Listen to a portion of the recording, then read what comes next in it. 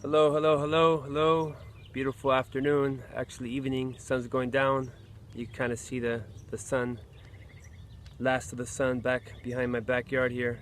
Anyway, I was sitting out here thinking of Juan and thinking of the trajectory of what we went through with Juan, the first steps and things he had to do when he was diagnosed with ALS. And one of the first things he had to do was remove his amalgams because the mercury in your teeth is toxic, and the toxicity in his body was not healthy for him. So that's the first thing we did. Then we went to see a spine doctor, someone that basically diagnosed Juan with cervical spondylosis. Juan has a couple of herniated discs, and basically said to Juan, hey, give me $15,000 and I'll fix a problem for you and you won't have ALS anymore. But, we didn't fall for that, so we said nope. Then we went to Mexico, and in Mexico we saw a kinesiologist. A kinesiologist is somebody who understands human movement. He was, at a loss as well. And we also saw in Mexico another neurologist, and both the kinesiologist and neurologist pretty much were at a loss. They didn't really have anything to say to Juan. But the truth is that what Juan wanted to hear is that there's a cure, and it was really hard to hear anything else.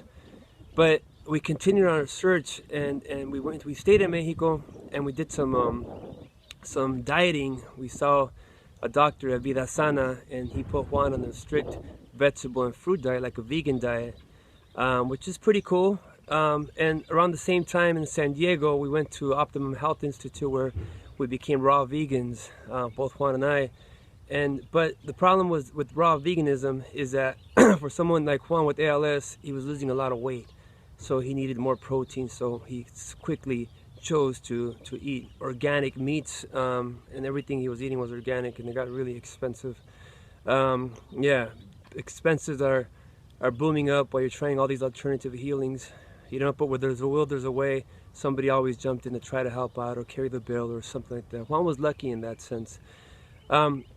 So what I highly recommend is that you find a nutritionist from the get-go.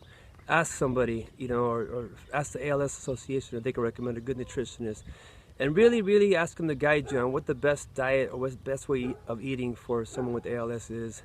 But from there, we sought alternative healings. We did acupuncture, and that was Juan's favorite because we loved the person, Mommy, who was there, and she was really taking care of Juan, and Juan felt good. And Juan wanted to be around people where he felt good, and she really made him feel good.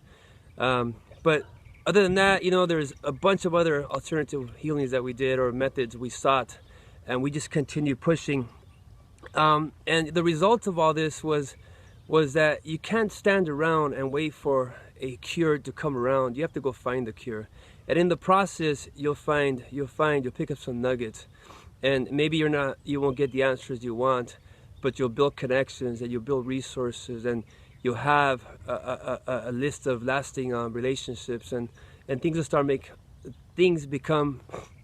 a little more sense after seeking ways. So I advise you, don't sit around. You seek other ways, you search, you ask, you find resources, and hopefully things will happen for you. Peace and blessings.